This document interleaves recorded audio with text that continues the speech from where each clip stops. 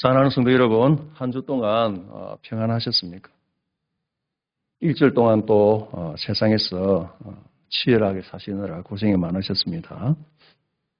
쉬고 싶은 마음이 굴뚝 같은데 또 예배의 자리로, 은혜의 자리로 이끌어주신 하나님의 은혜에 감사하고 우리 모두에게 하나님의 위로가 임하기를 소원합니다. 우리 인사합시다. 축복과 환영합니다. 모든 것이 은혜입니다.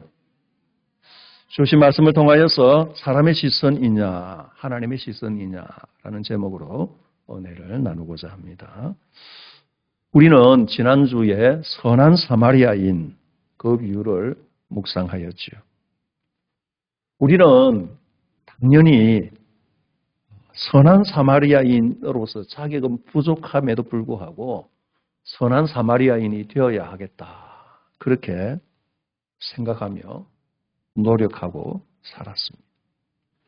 그런데 우리는 사마리아인이기 이전에 강도를 만나서 옷이 찢기고 매를 맞아서 피를 흘리며 죽어가던 바로 그 사람이었다라는 것이죠. 그렇게 숨이 넘어가는 우리를 아무도 쳐다보지 않았는데 그 길바닥에 예수님이 찾아오셨습니다. 우리의 상처를 닦아주시고 나귀에 우리를 태우시고 당신의 핏값으로 우리를 살려내신 것이지요. 우리는 이 은혜에 대하여서 잘 알고 있습니다. 이 은혜를 이미 경험하였습니다. 이 은혜를 간절히 소원하지요. 그러함에도 불구하고 우리에게 평강이 임하는 것이 아니라 의무감이 우리를 짓누를 때가 훨씬 더 많다는 것입니다. 열심히 예배를 드리고 수고하고 봉사하지만 마음이 더 힘들어지고 육신이 더 피곤할 때가 많습니다. 그래서 믿음이 성숙할수록 신앙의 연수가 오래될수록 교회를 오래 다닐수록 더 기쁘고 즐겁고 감사가 넘쳐야 하는데 왜 이렇게 더 힘들어지는지 우리는 때로는 의문에 빠지게 되어지죠. 오늘 이 본문을 통하여서 하나님께서는 너는 너의 가치를 스스로 증명하는 존재가 아니라 내가 주권적으로 선택한 내가 사랑하는 자녀다라고 선언하십니다. 이 주신 말씀을 통하여서 우리를 힘들게 만들고 있는 자기 증명의 사슬이 끊어지고 주님이 주시는 평강과 자유를 누리시기를 주님의 이름으로 간절히 축원합니다. BC 1100년쯤 되지요. 이스라엘의 초대왕 사울이 등극하게 되어집니다. 성경이 사울을 처음 소개할 때에 사무엘상 9장 2절을 보면 이렇게 기록을 합니다. 기스에게 아들이 있으니 그의 이름은 사울이요 준수한 소년이라 이스라엘 자손 중에 그보다 더 준수한 자가 없고 키는 모든 백성보다 어깨 위만큼 더 컸더라 라고 기록을 하고 있습니다. 완벽한 스펙이죠. 모델 같은 키를 자랑하고 연예인 같은 외모를 자랑합니다. 사람들은 사울을 보면서 환호하게 되어지죠. 와, 바로 저 사람이다. 저 정도는 되어야 우리의 왕이 되어지는 것 아니냐. 정말 우리의 왕으로서 손색이 없다라고 생각할 만큼 사울은 완벽하였습니다. 그런데 그 완벽함에도 불구하고 그는 완벽하게 실패를 하게 되어집니다. 우리가 잘 아는 대로 제사장만이 하나님 앞에 제사를 드릴 수 있는데 그는 교만하게도 하나님께 드리는 제사를 심내하게 되어지죠. 하나님께서 아말렉을 다 진멸하라고 명령하셨는데 자기 눈에 좋아 보이게 되어지는 탐스러운 양과 소, 기름진 가축들을 남겨놓았습니다. 사무엘 선지자가 왜 하나님의 명령을 어겼냐고 생망하게 되어질 때에 잘못을 뉘우친 것이 아니라 비겁하게 백성들에게 화살을 돌리게 되어지죠. 사울의 마음의 중심에는 하나님이 더 이상 계시지 않았던 것이죠. 모든 사람들에게 자기의 권위를 드러내고 내 왕위를 어떻게 더 화려하게 유지할까 하는 욕심으로 가득 차 있었던 것이죠. 하나님께서는 탄식하셨고 사울 왕을 버리시게 되어집니다. 사무엘이 슬픔에 잠겨 있을 때에 내가 보아둔 왕이 있다라고 말씀하시면서 시골 구석 베들레헴으로 보내시게 되어집니다. 사무엘이 베들레헴에 도착하였습니다. 당대의 최고의 지도자, 최고의 선지자가 방문하였으니 그 마을이 발칵 뒤집혔을 것입니다. 그 예배의 자리에 이새와 그의 아들들이 초청되었습니다. 그리고 이제 한 사람씩 사무엘 앞으로 걸어 나오게 만드는 것이죠. 제일 먼저 장자 엘리압이 나오게 되어지는데 6절은 그들이 오매 사무엘이 엘리압을 보고 마음에 이르기를 여호와의 기름 부으실 자가 과연 주님 앞에 있도다 하였더니 엘리압을 보는 순간에 사무엘이 감탄하였습니다. 뻔칠한 키와 용모와 당당한 체구지요. 리더십이 묻어나게 되어지는 인상까지 사무엘이 딱 보니까 와, 이 사람이구나. 이 매력적인 사람을 선택하셔서 하나님께서 나를 기름 부으시게 하시고자 이곳으로 보내셨구나 라고 생각하였습니다. 사무엘이 기름을 부으려는 그 순간에 7절을 보면 여호와께서 사무엘에게 이르시되 그의 용모와 키를 보지 말라. 내가 이미 그를 버렸노라. 내가 보는 것은 사람과 같지 아니하니 사람은 외모를 보거니와 나 여호와는 중심을 보느니라 말씀하시죠. 여러분 이제 용모와 키 우리가 잘 아는 대로 오늘날 세상의 언어로 스펙 아닙니까? 어느 대학을 나왔는지 보여주는 학력이죠. 통장에 잔고가 얼마나 있는지 재산을 말하게 되어지죠. 명함에 적힌 직함과 경력을 말하게 되어지죠. 사교성이 얼마나 뛰어난지, 비즈니스 능력이 얼마나 대단한지, 성격이 얼마나 유하고 좋은지, 이 세상에서 이루어놓은 업적이 얼마나 대단한지, 어떤 부모 밑에서 자랐는지 그 배경과 인맥을 보여주는 모든 것이 바로 이 외모, 스펙을 말하게 되어지는 것이죠. 세상은 끊임없이 이 잣대를 가지고 저와 여러분을 평가하지 않습니까? 등급을 매기고 줄을 세우고 가치를 평가하게 되어지죠. 그런데 정말 심각한 문제는 우리 자신이 여기에 너무 물들어 버렸다라는 것입니다. 세상의 기준과 잣대를 그대로 우리는 받아들여서 스스로를 시건껏 너무나 힘들게 만들고 있는 것이죠. 우리는 스스로 내 마음속에 있는 성적표를 수시로 꺼내보게 되어집니다. 그리고 스스로에게 냉정한 점수를 매기게 되어지죠. 내 나이가 벌써 40인데 50인데 어떻게 이렇게 이루어 놓은 것이 없을까? 번듯한 집안지 없을까?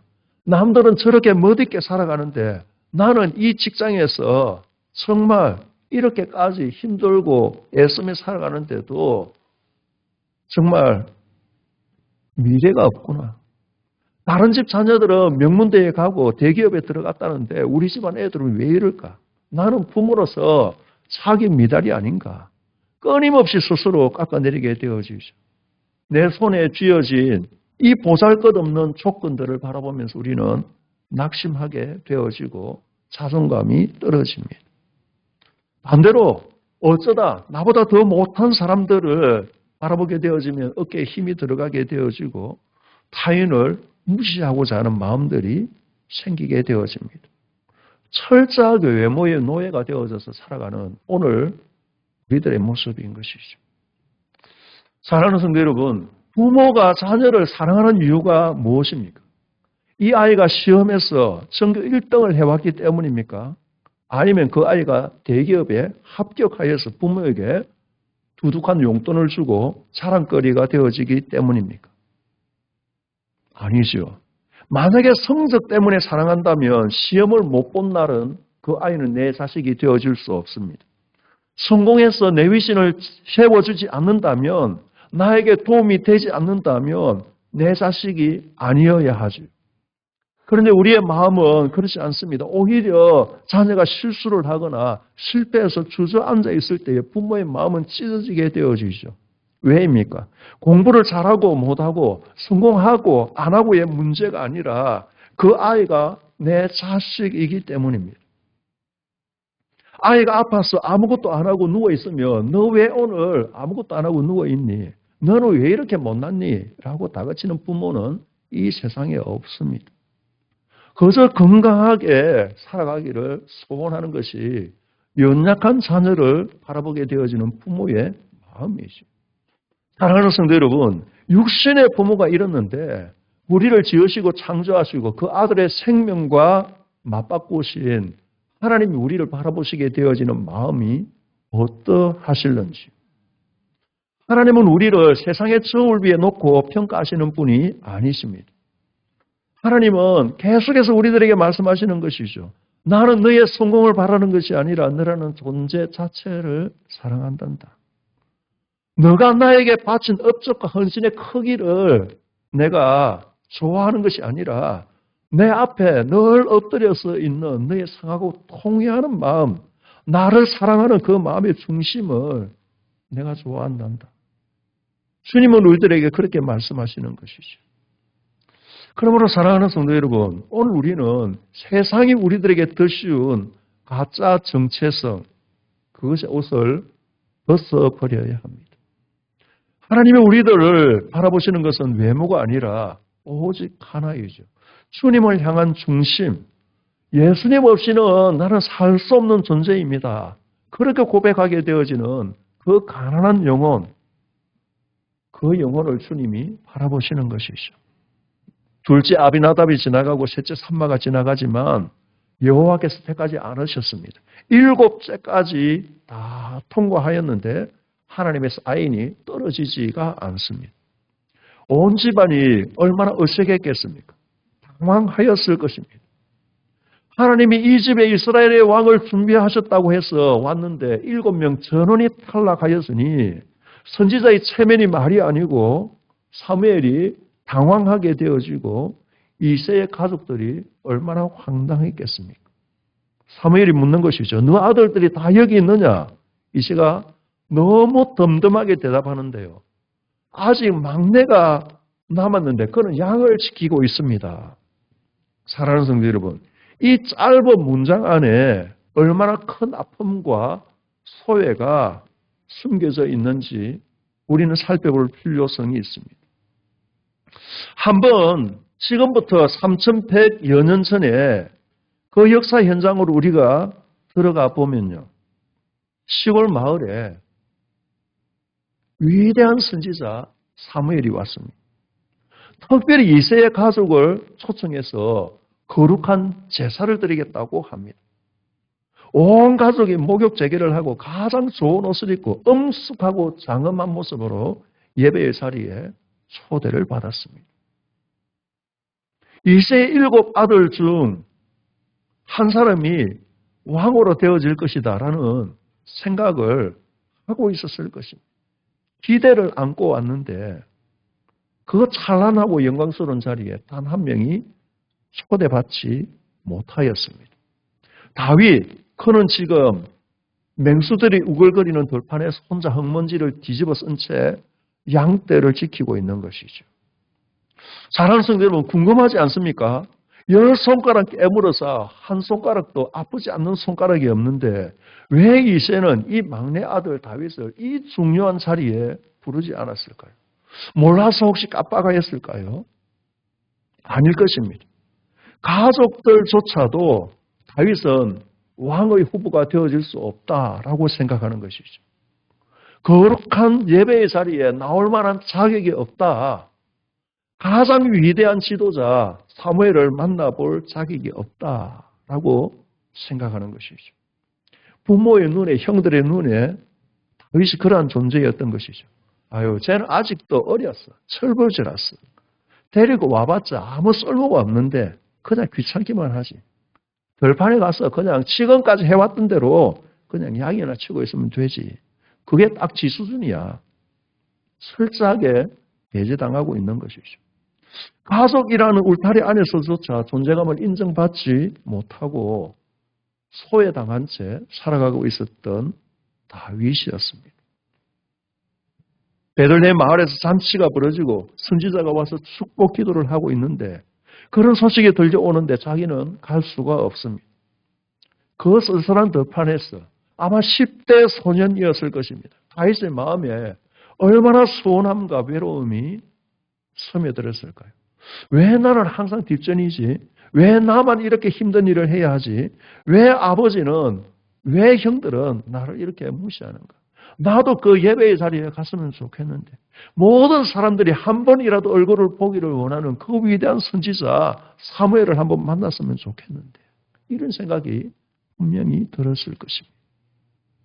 사랑하는 성도 여러분, 오늘 이 자리에 우리가 예배드리고 있는 중에도 이 들판에 있는 다윗과 같은 마음으로 예배를 드리고 계신 분이 계시는 줄을 믿습니다. 가정을 위하여서 내 몸이 부서져라 희생하고 또 희생하며 살았는데 가족들, 남편은, 자녀들은 너무나 당연하게 여기는 것이죠. 고맙다, 수고했다 말 한마디도 해주지 않을 때에 이 다윗의 마음이 그 어머니의 마음일 것입니다. 남들보다 2배, 3배 열심히 살았는데 아무도 인정해주지 않습니다. 심지어 가족도 몰라줍니다. 아버지니까 당연하다 그렇게 생각하는 것 아닙니까? 정말 믿음으로 살아보겠다고 힘쓰고 애쓰며 수고하고 아무도 보이지 않는 곳에서 땀을 뻘뻘 흘리면서 묵묵히 희생하고 봉사하고 섬겼는데 아무도 알아주지 않습니다. 너무나 당연한 듯 던지게 되어지는 차가운 말 한마디에 무너져버린 가슴들이 예배의 자리에 나오게 되어지는 것이죠. 다윗은 아직 소년입니다. 아직 어립니다. 외로웠을 것이고 서운했을 것입니다. 남들은 다 하하호 거리고 웃고 있는데 왜 그만 홀로 들판에 있어야 합니까?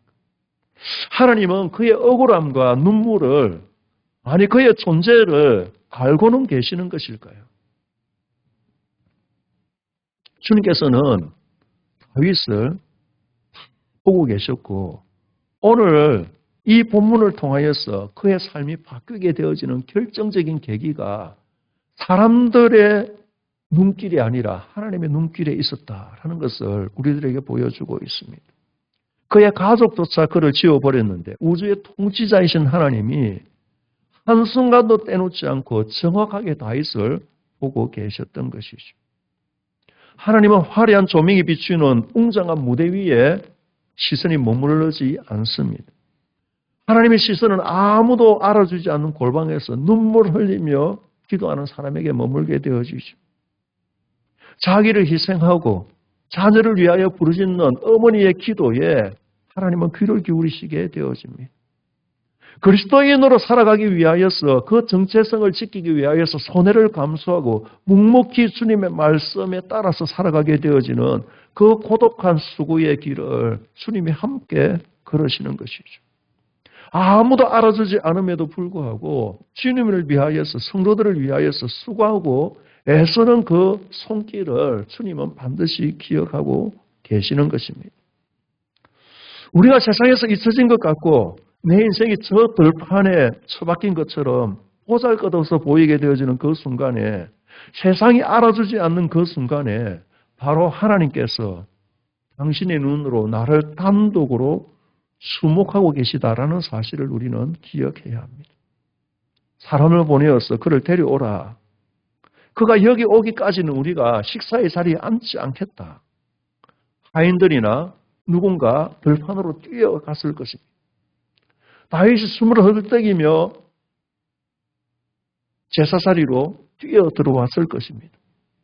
한번 상상해 보십시오. 다른 형들은 깔끔하게 입고 제일 좋은 옷을 빼어난 용모를 자랑하며 서 있는데 들판에서 뛰어온 다윗의 모습이 어떠하였을까요?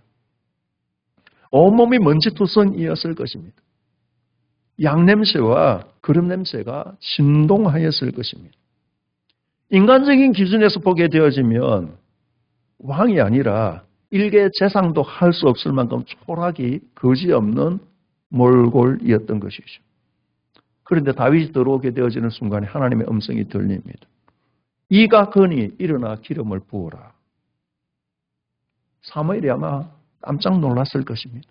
다윗의 머리에 떨리는 손으로 기름을 붓기 시작하는데요. 그 황금빛 기름이 다윗의 머리를 타고 헝클어진 머리카락과 땀방울 맺힌 얼굴을 지나서 양냄새에 쩔은 옷깃을 적시며 흘러내리게 되어지죠. 이 역사적인 순간을 13절은 이렇게 기록하고 있습니다. 사무엘이 기름 뿔병을 가져다가 그의 형제 중에서 그에게 부었더니 이날 이후로 다윗이 여호와의 영에게 크게 감동되니라. 사무엘이 떠나서 라마로 가니라. 사랑하는 성도 여러분, 우리는 여기에서 정말 복음의 신비와 하나님이 만나주시는 신비와 마주하게 되어집니다. 가만히 이 본문을 보면요, 의문점을 우리는 가질 수밖에 없습니다. 다윗의 머리에 기름을 부었습니다. 하나님께서 공식적인 왕으로 선택하셨고 그 선택의 기름 부으심이 이 자리에서 만천하에 드러나게 되어집니다. 그렇다면 이제 양의 옷을, 이제 양을 치는 옷을 벗어야 할 만한 상황이 되어졌습니다. 그 먼지 투성이 들판에서 이제는 좋은 장소로 이동해야 할 만한 상황입니다. 그런데 하늘에서 천군 천사가 내려와서 다윗을 호위하지 않습니다. 사울이 쫓겨나고 다윗이 화려한 예루살렘 왕궁으로 들어가지 않습니다. 전혀 아닌 것이죠. 기름 부으심에 엄숙한 의식이 끝났는데 다윗은 다시 놀랍게도 자기가 살고 있었던 그 외롭고 냄새나는 들판, 양떼들이 있는 곳으로 다시 돌아가게 되어집니다. 겉으로 보기에는 바뀐 것이 아무것도 없습니다. 여전히 옷에서는 양냄새가 나고 여전히 아버지는 자기에게 계속해서 잔인하게 양치는 굳은 일을 시키게 되어집니다. 형들은 자기를 무시하게 되어집니다. 환경이 그대로입니다.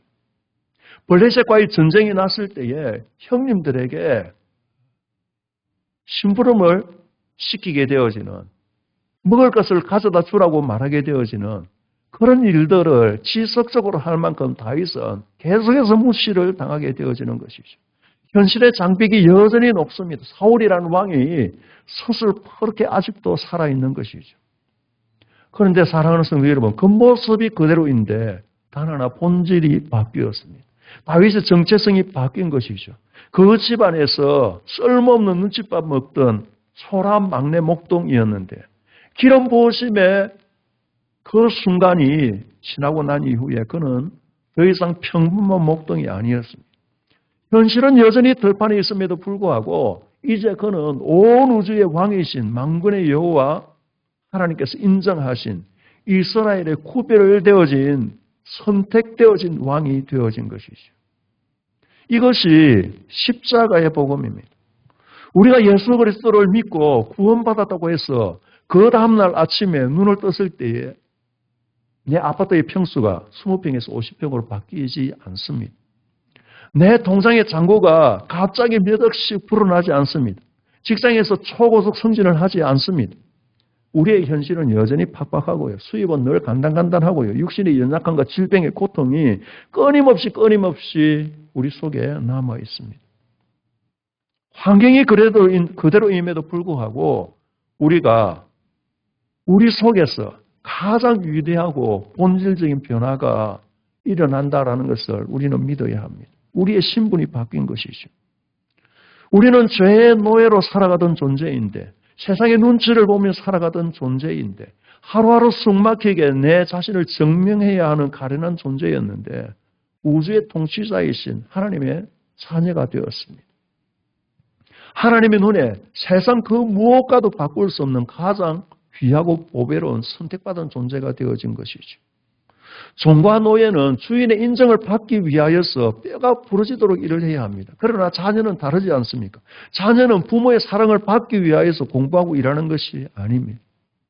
이미 부모에게 너무나 과분한 사랑을 그리고 너무나 완벽하게 받고 있기 때문에 그 사랑에 너무나 감사하고 기뻐서 아버지의 자녀답게 어머니의 딸답게 살아가고 싶어서 자발적으로 움직이는 것 아닙니까?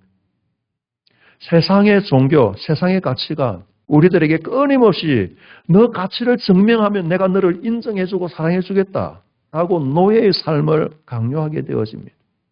그러나 예수 그리스도의 복음은 이렇게 말하는 것이죠. 너는 이미 내가 선택했다. 내가 내 목숨을 버려 너를 사랑하였다. 너는 이제 완벽한 자유와 기쁨 가운데서 살아가기를 원한다. 자녀의 권세를 내가 너에게 주었다라고 하나님은 말씀하십니다. 우리는 사람에게 잘 보이고 인정받기 위하여서 예배자로 서 있는 것이 아닙니다. 내가 이만큼 믿음 좋은 사람이야 라는 것을 목사에게 증명하려고 믿음 생활하는 것이 결코 아닙니다. 이미 하나님께로부터 우리가 상상할 수 없는 완전한 인정을 받았고 사랑을 받았기 때문에 그 은혜가 감격스러워서 내 시간을 쪼개는 것이죠. 내 몸을 바쳐서 주님을 사랑하고 예배자로 살아가기를 원하는 것입니다. 버림받지 않으려고 벌벌 떨면서 율법에 순종하는 자가 아니라 이미 구원받은 하나님의 자녀가 되었기에 주님의 말씀 앞에 내 삶을 드리는 것 아닙니까? 사랑하는 성도 여러분, 이 예배가 지나고 나면 내일부터 또다시 우리는 거친 세상의 한복판으로 달려가야 합니다. 세상은 여전히 변하지 않았을 것입니다. 여전히 우리를 힘들게 만들 것입니다. 그 숨막히는 언덕에서, 그 숨막히는 자리에서 우리는 십자가를 바라보아야 합니다. 우리가 뭔가 쓸모 있는 존재가 되어져서 선택받은 것이 아니라 다윗이 무언가를 하여서 선택받은 것이 아니라 아직 들판에서 양냄새를 풍기면서 왕으로서의 자질이 아직 검증되지 않았을 때에 하나님께서 주권적으로 그를 선택하신 것이죠. 우리가 아직 죄인 되었을 때에 그리스도께서 우리를 위하여 죽으심으로 하나님께서 우리에게 대한 자기의 사랑을 확정하셨다라고 바울은 고백하게 되어집니다. 사랑하는 성도 여러분, 그러므로 우리 자신을 날카로운 시선으로 심판하는 그 잔인한 삶을 우리는 더 이상 살아서는 안 됩니다. 아침에 거울을 보면서 내 얼굴은 왜 이 모양일까? 내 삶은 왜 이럴까? 내 나이는 왜 이럴까? 내 처지는 왜 이렇게 꼴사나울까? 하면서 연약함과 부족함의 목록들을 뒤척이지 말아야 합니다. 매일 아침 눈을 뜰 때마다 세상의 거센 풍파 속에서 마음이 흔들릴 때마다 가슴에 손을 넣고 우리는 선포해야 합니다. 하나님은 가족마저 지어버렸던 들판에서 다윗을 보고 계셨는데 오늘도 이 거친 세상 한복판에 서 있는 나를 하나님은 다윗처럼 불꽃 같은 눈으로 바라보고 계시는데 나는 내 자신을 세상에서 증명해야 할 존재가 아니라 이미 그리스도의 보혈로 선택받은 조건 없는 사랑을 받은 하나님의 자녀이기에 내가 그 하나님의 자녀답게 살아가겠습니다. 이 고백이 우리의 고백이 되어야 할 것입니다. 사랑하는 성도 여러분, 세상의 평가에 귀를 닫으십시오. 우리의 중심을 보시며 너는 내 사랑하는 자녀다 라고 말씀하시게 되어지는 하나님의 음성에 귀를 기울이며 이 거친 세상 가운데서 믿음으로 승리하시는 저와 여러분 되시기를 주님의 이름으로 간절히 축원합니다.